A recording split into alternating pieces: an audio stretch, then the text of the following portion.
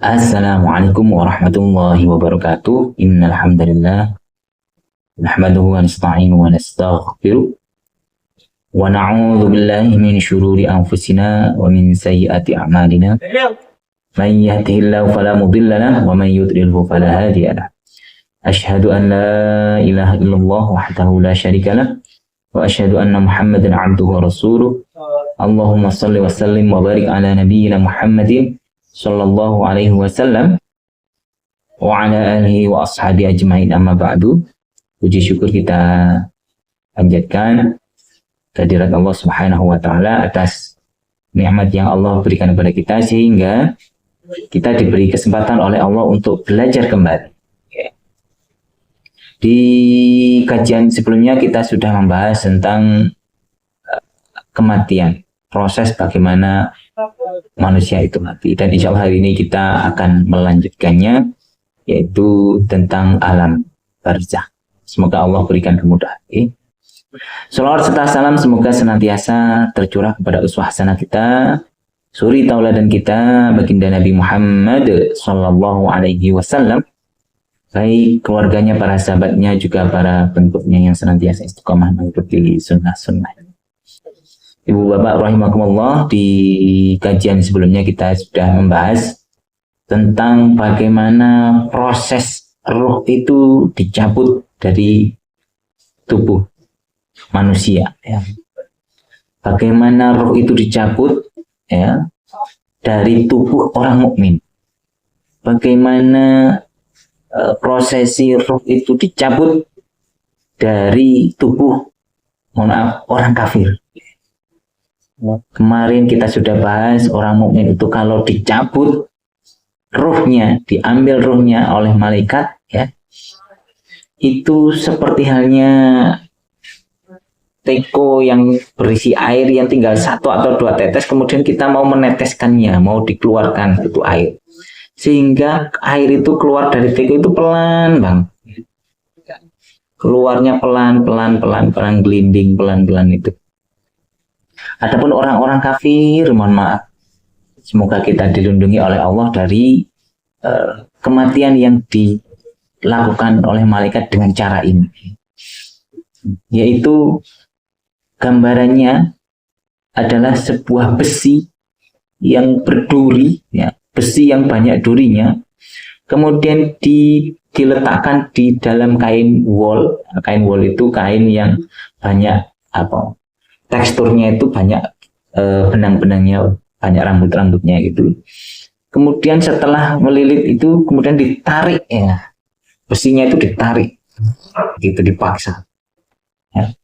Itu gambaran orang kafir ketika diambil ruhnya oleh malaikat.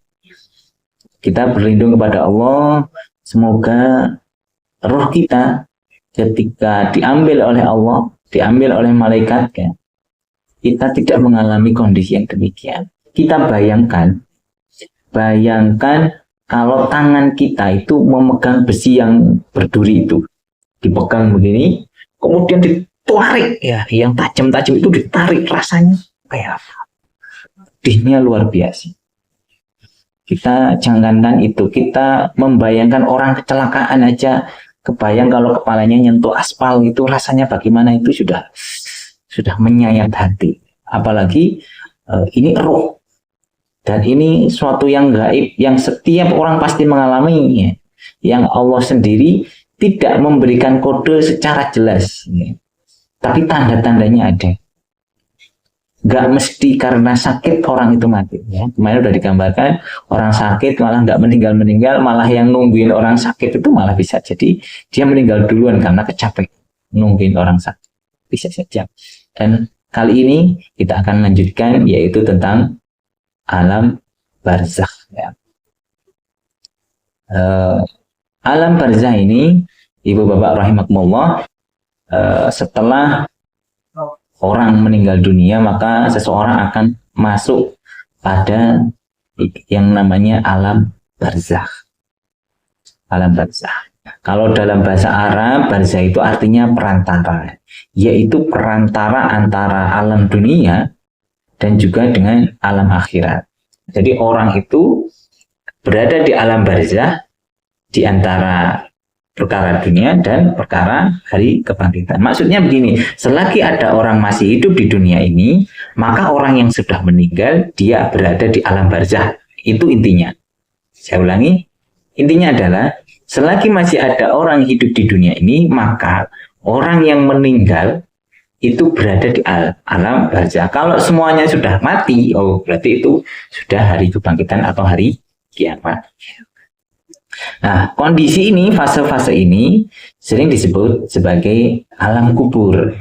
Karena, ya itu, ya namanya alam kubur ya. Karena kenapa disebut seperti itu? Karena kebanyakan orang itu kalau meninggal ya dikubur. Nah, padahal faktanya ada yang mati tenggelam, ada yang mati terbakar, ada yang mati di luar angkasa, bisa itu film-film itu tidak dikubur.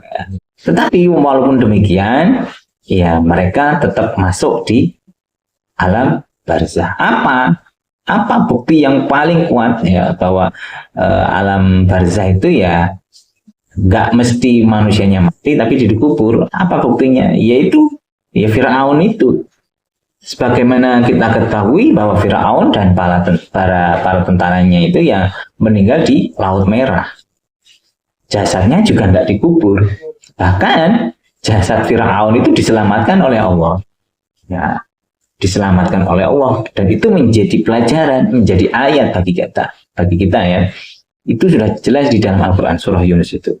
Fal yauma nunajjika bibadanika litakuna liman khalfaka ayah wa inna katsiran minan nas an ayatina laghafilun. Ya, kalau dipahami, maka pada hari ini ya, kami selamatkan jasadmu agar engkau dapat menjadi pelajaran bagi orang-orang yang datang sesudahmu. Jadi kalau Firaun meninggal itu Firaun itu diselamatkan supaya bisa menjadi pelajaran bagi kita. Dan sesungguhnya kebanyakan dari manusia tidak memperhatikan dari tanda-tanda kekuasaan kan. Itu sampai Allah selamatkan jasad Firaun supaya bisa menjadi pelajaran. Kan ada ya kan peneliti yang mengatakan meneliti tentang jasad Firaun. Banyak itu kisah-kisahnya bisa sangat menggetarkan jiwa. Bagaimana ini bisa terjadi? Oh, jangankan itu, ini itu sudah ada di dalam kitabnya orang Muslim. Sampai disebutkan gitu. Oh ya, serius? Nah, gitu. Jadi meskipun jasad Firaun dan bala tentaranya diselamatkan dan tidak dikubur, ya, namun mereka saat ini sedang disiksa oleh Allah Subhanahu Wa Taala. Ya, sebagaimana dijelaskan oleh Allah, an-naru yu'raduna 'alaiha ghuduwan wa 'ashiyyan wa yawma taqumus sa'ah adkhilu ala fir'auna asyaddal 'adzab. Surah Al-Ghafir. Surah Ghafir. Mereka diperlihatkan neraka pada pagi dan petang, dan pada hari terjadinya kiamat. Dikatakan kepada malaikat, masukkanlah Firaun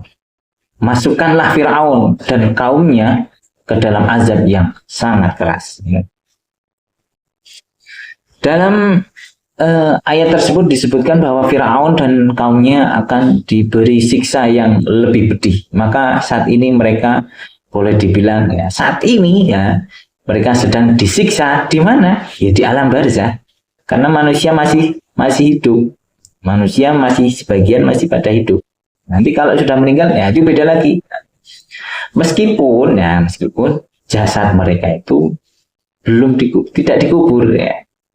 Oleh karenanya siapapun yang meninggal dunia dan dalam cara apapun ya, maka dia akan masuk dalam suatu alam yang bernama alam barzah itu tadi ya. Seperti yang tadi sudah saya sampaikan, selagi ada manusia yang hidup atau manusia itu kondisinya belum kiamat, maka orang-orang yang mati itu, orang-orang yang meninggal, dia masuk ke alam barzah. Jadi tidak ada saya meyakini jadi tidak ada istilahnya roh gentayangan, itu nggak ada. Yas'alunaka 'anir ruh.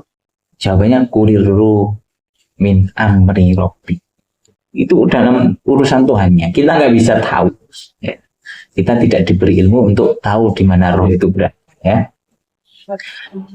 Ibu bapak rahimakumullah, ketika berada di alam barzah, seseorang akan mengalami yang namanya fitnah kubur. Nah, dari fitnah kubur tersebut, jika seseorang selamat darinya, maka dia akan merasakan yang namanya nikmat kubur. Ya. Jadi kalau lolos dari fitnah kubur, maka dia akan bisa merasakan yang namanya nikmat kubur. Ya. Akan tetapi, nah ini masalahnya, jika seseorang gagal ya, dalam fitnah kubur tersebut, nah, maka dia akan merasakan yang namanya azab kubur. Ya. Jadi di kubur itu akan merasakan yang namanya azab kubur, dan ini banyak penjelasannya. Nanti insya Allah kita akan bahas ya. Yang dimaksud dengan fitnah kubur tadi adalah pertanyaan dari dua malaikat, yaitu malaikat mungkar dan malaikat nakir. Semua orang yang meninggal akan ditanya oleh malaikat kecuali ya orang yang mati syahid. Ya, yang tahu mati syahid atau tidak itu ya Allah. Ya. Sayangnya yang tahu mati syahid atau tidak itu ya Allah. Kalau dahulu yang namanya mati syahid itu ya mati berperang. Bahkan ketika orang berperang sekalipun dia juga belum tentu syahid. Karena yang tahu syahid atau tidak itu Allah. Kita mungkin hanya bisa menilai, menerka-nerka. Kan ada tuh kisahnya, ada sahabat, dia tidak kuat dengan rasa sakit saat perang karena dia terluka parah, kemudian bunuh diri. Kita tidak boleh mencontoh ya, walaupun ini saya kisahkan. Tapi artinya kalau ikut perang pun sekalipun ya, dia belum tentu mendapatkan yang namanya mati syahid. Semuanya Allah yang tahu ya. Jadi mohonlah perlindungan kepada Allah agar kita itu bisa mati syahid walaupun tidak ikut berperang. Ya, kita harus belajar dengan cara apa manusia itu bisa mati dalam keadaan syahid itu bagaimana. Nah, insya Allah semoga lain waktu kita bahas bagaimana syahid itu tidak mesti ikut perang. Okay. Sebagaimana syahid itu tadi ya, syahid, bahwa orang mati syahid itu tidak ditanya oleh malaikat, tapi dia langsung masuk surga, direct, langsung gitu ya. Jadi ada sahabat bertanya kepada Rasulullah, ya Rasulullah, ma balul mu'minina yuftanuna fi kuburihim illa syahida, qala kafa bibarikatis suyufi ya, ala ra'sihi fitnah. Nah, jadi wahai Rasulullah, jadi ada sahabat bertanya, mengapa engkau mukminin diuji di dalam kuburan mereka kecuali orang yang mati syahid ya Rasulullah? Maka Rasulullah menjawab, cukuplah kilatan pedang ya. Cukuplah kilatan pedang di atas kepalanya ketika berjihad. Jadi ketika berperang memperjuangkan agamanya Allah, nah itu cukup. Nah, cukup ketakutan dia sedang menghindar dari pedangnya, kemudian dia melihat pedang yang datang ke matanya, begitu rasa takut itu sudah cukup menjadi ujian baginya. Itu pesannya Nabi. Maka adapun orang mukminin ya, secara umum akan ditanya oleh malaikat mungkar dan nakir tadi ya. Pertanyaan tersebut ya adalah tentang siapa Rabbmu. Ya, siapa Tuhanmu, apa agamamu, dan siapa nabimu ya, akan ditanya 3 hal itu. Siapa Tuhanmu, apa agamamu, dan siapa nabimu. Dan ya, ketika seseorang itu tidak bisa menjawab pertanyaan tersebut ya, maka ya alamat dia akan mendapatkan kondisi yang tidak nyaman di alam kubur, atau istilahnya azab kubur.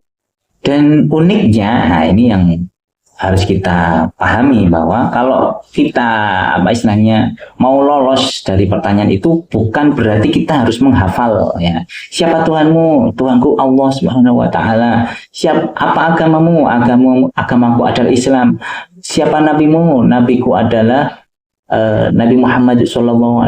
Itu tidak. Kita di sini hafal, tapi kalau sudah meninggal, itu kondisinya udah lain banget.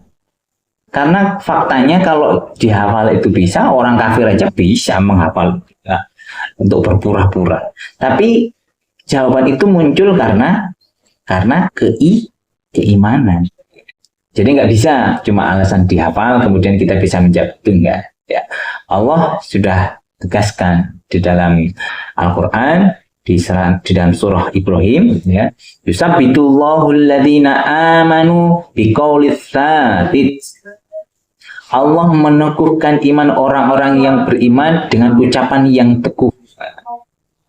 Fi hayatid dunya, di dalam kehidupan dunia ini, wafil akhirah, hingga di akhirat. Wa yudillullahu zalimin wa yaf'alullahu ma yasha.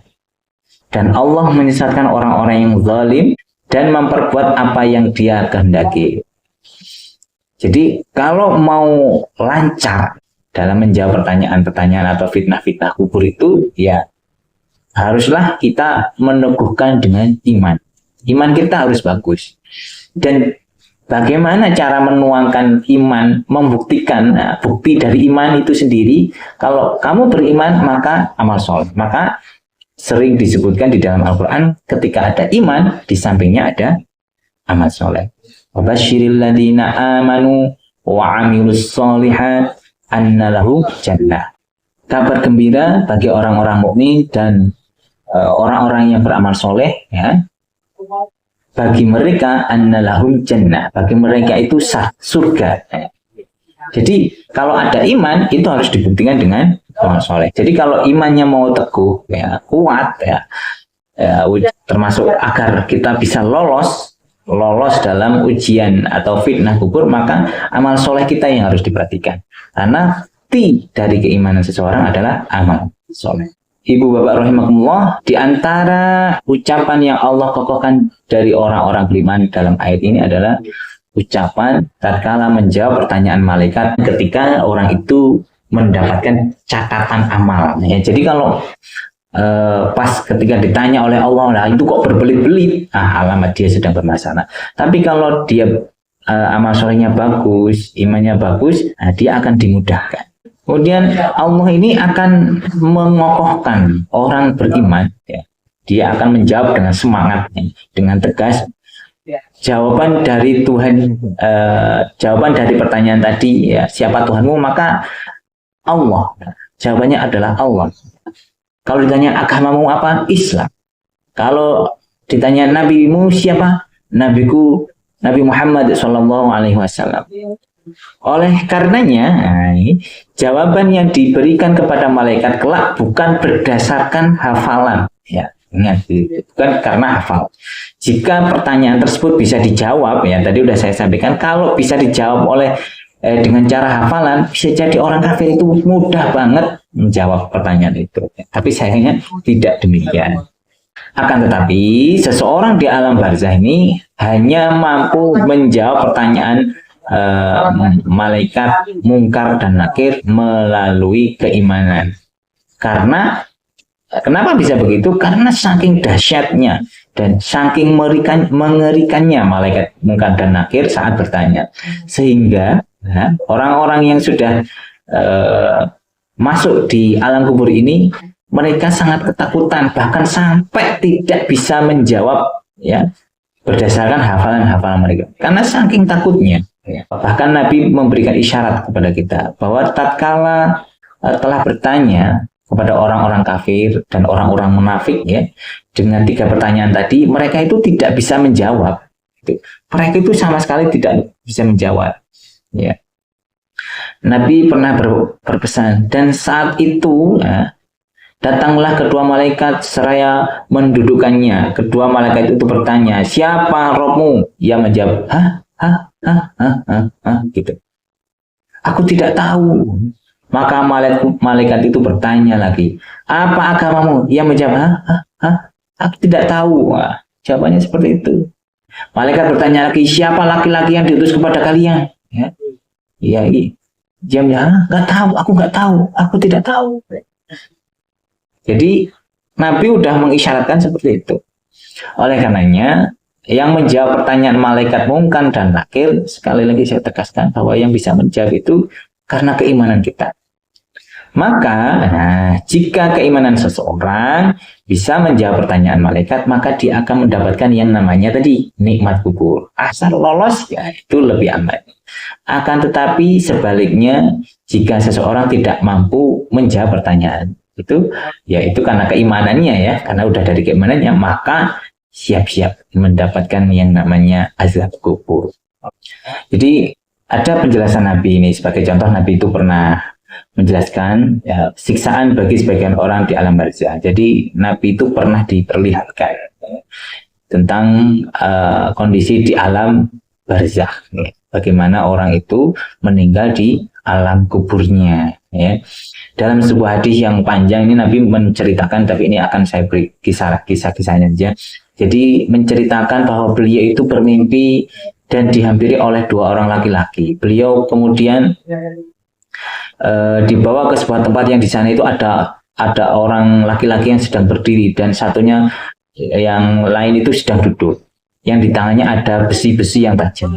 Kemudian besi-besi tadi ya dimasukkan ke dalam salah satu sisi mulut, sehingga menembus lehernya. Aduh gitu. Jika setelah selesai dan sembuh dari mulutnya tadi, maka pindah lagi pada sisi mulut yang lainnya dan melakukan hal yang sama berulang-ulang. Jadi Nabi pernah diperlihatkan kondisi yang seperti itu. Dan itu terus-menerus mereka lakukan sampai hari kiamat. Ya. Maka tatkala Nabi bertanya tentang siapa orang tersebut, maka dikatakan kepada beliau. Jadi Nabi bertanya, siapa orang itu? Siapa orang itu? Kemudian ada yang menjelaskan, Nabi diberi penglihatan bahwa adapun orang yang kamu lihat mulutnya ditusuk dengan besi adalah pendusta. Dia berbicara dengan satu kedustaan, lalu kedustaan itu dinukil darinya ya, diceritakan lagi sampai tersebar luas. Maka dia disiksa dengan siksaan tersebut hingga hari kiamat. Ya, seperti yang kita tahu bahwa dusta itu rata-rata kebanyakan itu nyambung. Misalkan orang ditanya sudah makan belum, padahal dia belum makan, terus dia menjawab sudah makan. Ya kan karena ditanya udah makan, lah emang nganggo opo, ditanya pakai apa? Di awal dia udah bohong bahwa dia itu ngakunya udah makan, padahal belum. Ditanya lah makannya pakai apa? Nah dia harus bohong lagi untuk menutupi kebohongan yang pertama. Ya itu kan bohong untuk menutupi bohong yang sudah dia lakukan. Itu seringnya itu yang terjadi seperti itu. Ya, kemudian dilanjut dengan mimpi yang lain ya, diperlihatkan gambaran yang lain. Dalam mimpi itu Nabi Shallallahu Alaihi Wasallam diperlihatkan seseorang berdiri memegang batu besar, pegang di atas orang lain, memegang batu besar seolah-olah dia mau memukul seseorang. Nah, orangnya itu ada di bawahnya berbaring. Kemudian batu tersebut digunakan untuk menghancurkan kepala orang yang berbaring tersebut. Dihancurkan seperti keprok gitu. Maka tatkala kepada orang tersebut telah hancur, terus remuk, udah kepalanya udah pecah, utuh lagi kepalanya. Kemudian diambil lagi batu itu, kemudian dipecahkan lagi, ya, sehingga hancur lagi. Dan itu terus terjadi sampai hari kiamat. Ketika Nabi bertanya siapa orang tersebut, maka dikatakan kepada beliau, adapun orang-orang yang kau lihat dipecah kepalanya, dia adalah orang yang telah Allah ajari Al-Quran, ya, namun dia tidur malam dan tidak bangun untuk sholat malam. Pada siang hari pun dia tidak mengamalkannya. Artinya mau siang mau malam dia tahu tapi nggak ngelakoni, ya. Maka dia disiksa dengan siksaan itu hingga hari kiamat. Di dalam Al-Quran Allah tegaskan kan, kabura maqtan indallah, kemurkaan yang besar di hadapan Allah itu kalau kamu mengucapkan atau memberitahu orang lain padahal kamu sendiri itu nggak ngelakuin gitu. Jadi awas ya, awas ini penting banget dan kita harus pahami. Hati-hati, ini perkara yang sangat, mohon maaf sekali, ini perkara yang sangat bahaya. Jadi misalkan saya seorang guru, saya nyuruh anak untuk sholat, ayo dang wudu, ayo segera wudu gitu. Tapi kalau saya duduk malah main HP, artinya saya nyuruh mereka sholat, sedangkan saya malah ya mainan. Wah ya itu yang namanya apa ya, iso ngomong tapi ora iso nglakoni, jarkoni. Dan itu disiksa dengan kondisi yang seperti itu, dihancurkan kepalanya, kemudian utuh lagi, hancurkan lagi sampai hari kiamat. Nauzubillah min dzalik. Kemudian Nabi Shallallahu Alaihi Wasallam diperlihatkan seorang laki-laki dan perempuan telanjang, mohon maaf ini ya, dan dibakar dalam sebuah tanur atau sebuah tungku ya. Ada laki-laki, perempuan dibakar di sebuah tungku yang bagian atasnya besar dan bagian bawahnya sempit dengan api.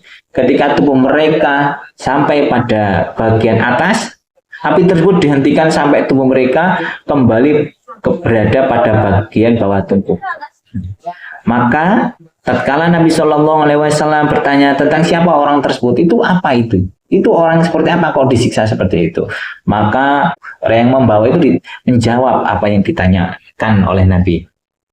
Mereka menjawab, adapun yang engkau lihat, orang yang disiksa di dalam tungku tadi atau tanur tadi, mereka adalah, mohon maaf, pezina. Nauzubillah min dzalik. Jadi di alam barzah itu, kalau di alam barzah aja nggak selamat, mohon maaf, itu bisa jadi belakang-belakangnya itu juga nggak selamat. Betapa menderitanya hidup cuma sebentar ya. Yang mungkin nggak lebih dari, ya kebanyakan memang jarang yang lebih dari 100 tahun, tapi penderitaannya tanpa henti ya. Penderitaan tanpa henti. Na'udzubillah min dzalik. Kemudian Nabi Shallallahu Alaihi Wasallam juga diperlihatkan seorang laki-laki yang berada di tengah-tengah sungai darah, yang di tepi sungainya telah ada orang yang siap melemparinya dengan batu. Jika orang tersebut hendak keluar dari sungai, ya mau jadi ada orang di tengah sungai, yang lain itu banyak sudah siap melempari orang itu.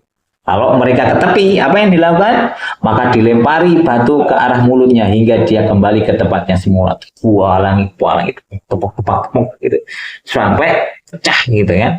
Dan dia kembali ke tempatnya. Ya.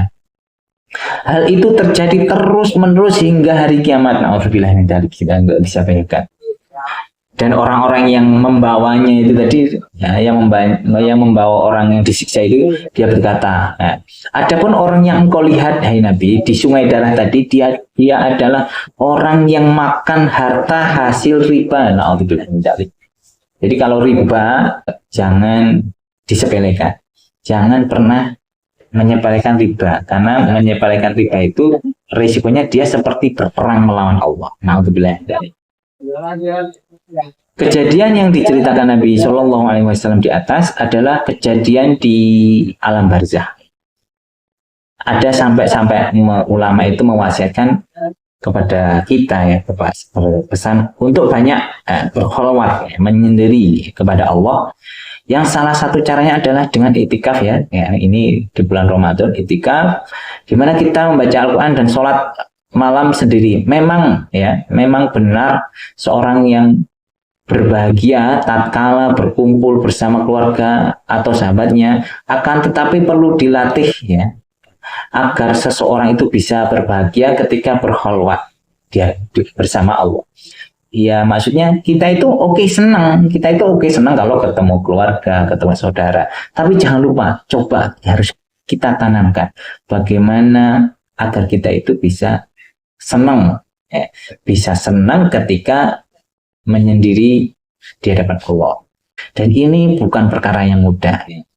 Tapi kalau udah umur, ya memang berusaha.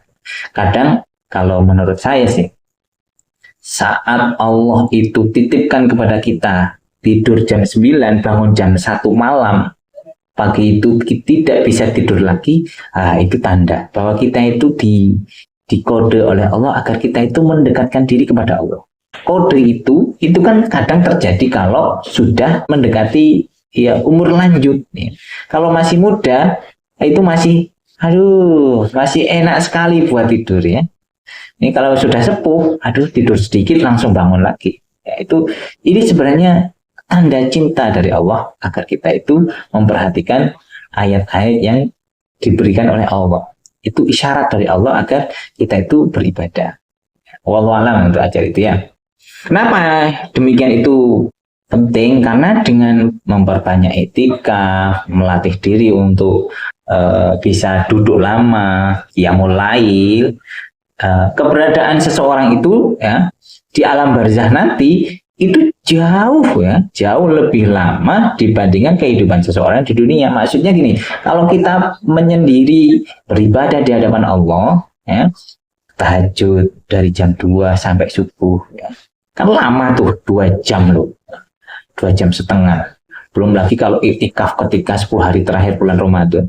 Itu setiap malam kita menyendiri, setiap malam kita di dalam masjid sambil baca Quran. Itu kan cuma beberapa jam, padahal di alam barzah itu jauh lebih lama. Walaupun tidak menafikan itu memang bukan perkara yang gampang. Kita harus bisa menghidupkan 10 malam terakhir. Padahal kebanyakan orang kalau 10 malam terakhir di bulan Ramadan itu ada kadang hati saya merasa iba. Kok masjid 10 hari terakhir kok petang? Padahal di 20 hari pertama itu banyak yang begadang. 20 hari pertama itu banyak yang begadang. Di waktu itu ceritanya ketika saya pulang ronda sekitar jam 12 karena rumah saya itu agak jauh, saya coba pulang aja lah gitu karena yang lain juga cuma mainan aja. Yang lain pada mainan, aku tak pamit pulang karena kan saya kan juga seorang guru jadi harus menyiapkan untuk aktivitas besok. Itu ketika Ramadan awal-awal itu ya masjidnya nyala, orang masih banyak yang ngobrol sambil ngopi, mungkin malah maaf banyak yang ngerokok ya, habis berapa bungkus itu. Itu awal-awal Ramadan, tapi akhir-akhir naudzubillah. Semoga kita diberi kekuatan oleh Allah untuk bisa menghidupkan 10 hari terakhir bulan Ramadan. Kita berhajat semoga bisa bertemu Lailatul Qadar, di mana satu ibadah di malam itu ya itu setara dengan 83 tahun. Masya Allah, ya. Kita semoga diberi kekuatan. Kembali ke yang tadi, alam barzah itu durasinya sangat panjang. Bahkan keberadaan seseorang di alam barzah itu jauh lebih lama dibanding di alam dunia. Bahkan kemarin kita sudah menyampaikan bahwa ketika malaikat itu naik menghadap Allah itu 50.000 tahun lamanya. Di alam barzah itu sudah tidak ada yang namanya keluarga, itu udah nggak ingat. Nanti insya Allah kita sampaikan hadis bagaimana ketika dibangunkan dari kiamat, kemudian dibangunkan dalam keadaan yang berbagai macam, dengan kondisi yang berbagai macam, sampai bisa, sampai ada yang kepalanya di bawah, ada yang tubuhnya kecil. Nah, nanti insya Allah kita sampaikan insya Allah.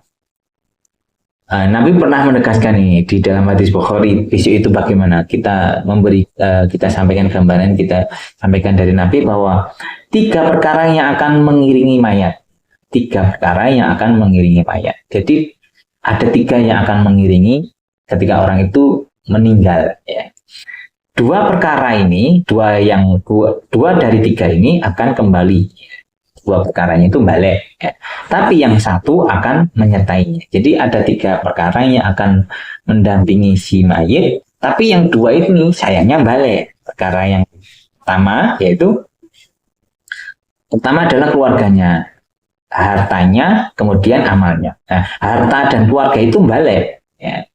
Keluarga yang sudah ngantar jenazah itu balik, kembali ke rumahnya. Yang tinggal bersama itu apa? Amalnya. Tinggal amalnya yang mendampingi dia selama di alam kubur. Jadi tatkala kita meninggalkan dunia, ketika mati, keluarga kita pasti akan menangis sedih. Ya wajar lah ya. Akan tetapi tidak ada di antara mereka yang akan mau menemani kita di alam kubur. Nggak ada lah. Kita udah meninggal, mereka sekalipun mereka menangis, ya mereka tetap kembalinya ke rumah. Tidak menemani kita di alam kubur. Ya. Oleh karenanya, kita akan sendirian tentunya di alam barzah ini. Maka, jika kita tidak terbiasa untuk berbahagia ketika berkhalwat dengan Allah, di hadapan Allah ya. Jadi maksudnya dengan qiyamul lail, dengan itikaf, nah, maka kita akan repot, bisa jadi akan repot tatkala telah berada di alam barzakh. Ini benar-benar kondisi yang benar-benar sepi, nggak ada yang menemani kecuali apa? Amal kita. Maka pesan saya haruslah setiap orang itu melatih diri ya untuk berbahagia ketika sendiri dalam ibadahnya kepada Allah Subhanahu wa Ta'ala. Ya, inilah fase ya alam barzakh yang seseorang akan menanti lebih lama sampai datangnya hari kiamat. Dan memang itu semua relatif. Itu semua relatif. Ada yang ketika meninggal, ini di mana? Ini di mana? Ini di alam barzakh. Udah kiamat belum? Ayo tolong segerakan kiamat. Karena dia tahu bahwa dia sudah bisa merasakan nikmatnya alam kuburnya, ya, dia bisa menikmati nikmat kubur. Ya. Dia tahu bahwa setelah itu akan ada nikmat-nikmat yang lain. Ya. Tapi bagi orang kafir, celaka ini. Karena setiap pagi dan sore itu diperlihatkan neraka, dia sangat takut mendekati hari kiamat. Ya. Dan di alam barzakh ini hanya akan diberikan antara dua hal kepada seseorang. Jika dia tidak diberi nikmat, ya maka dia diberikan azab. Ya. Semoga kita dilindungi oleh Allah, kita dijaga oleh Allah dari fitnahnya azab kubur. Kita dijaga dari semua keburukan-keburukan. Tentunya kita senantiasa memohon kepada Allah agar Allah itu teguhkan iman kita. Allah selalu jaga kita. Ketika kita dihadapkan oleh keburukan, hati kita dikuatkan untuk memilih kebaikan. Ya. Dan tentunya kita berharap kepada Allah, memohon kepada Allah agar kita masuk dalam golongan-golongan orang yang beriman dan bertakwa, yang banyak mengamalkan amal soleh, yang itu akan menemani kita di alam kubur nanti. Insya Allah itu yang bisa kami sampaikan. Alhamdulillah. Ada salah dan kurangnya kami mohon maaf. Wallahu alam, semoga ini bisa menjadi bermanfaat buat Bapak Ibu semua. Ya, nasrun minallah wa fathun qarib wa basyiril mu'minin. Wassalamualaikum warahmatullahi wabarakatuh.